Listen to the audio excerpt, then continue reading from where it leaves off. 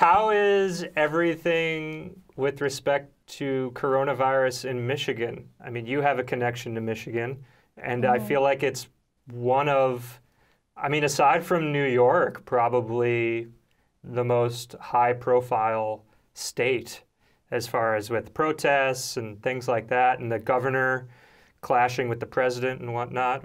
Is there any specific insight that you have into the dealings of the state based on your connections? Yeah, no, not really.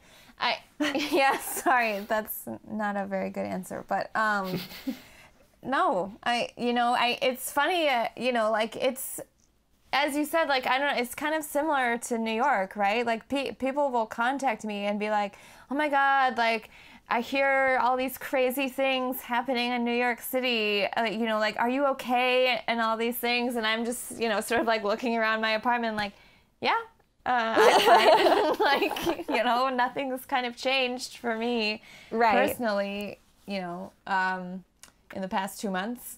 But yeah, so I feel like it's similar with people like living in Michigan. Like, no one that I know is protesting. Right. Everyone that I know is staying at home and quarantining. So there's, very much in the same situation that I am. The only time, like, the conversation I had about it with my mom's husband was when, those, like, armed protesters stormed the Capitol building. Right. Or was it the governor's office? I think it was the Capitol building, yeah. Yeah. So, that was like a pretty huge thing in the media. But, and it was a big deal. But yeah, basically he was saying, like, it was only like a small group of protesters that basically, like, I don't want to use the word manipulation, but I think it was made out to be a bigger thing maybe than it was. And like having guns and storming the Capitol is a big thing, but it's not like all of Michigan feels that way. Right. Or is moved to act in that way, if that makes sense. That does make a lot of sense, yeah. I mean, that happens so often with media, right? They focus in on the thing that's the most sensational and then run with it, and it kind of just overwhelms everything else. Like, no one wants to read about someone who has an opinion and said it really nicely to someone else. Right, yeah. They need the drama. Yeah.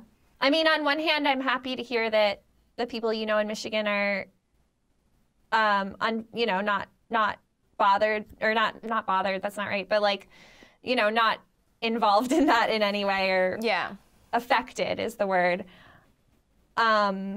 But yeah, it's also disappointing that keeps happening even in this time.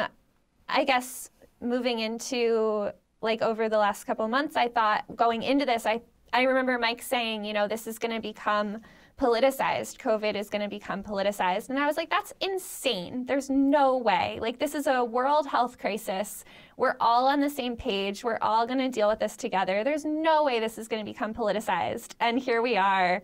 Yeah. And it's because of stuff like that getting so focused in on, like, these small handful of people that are doing something really stupid. And then everyone gets angry about it, and it causes all these fights and makes us all feel so polarized. And yeah, it's so unfortunate.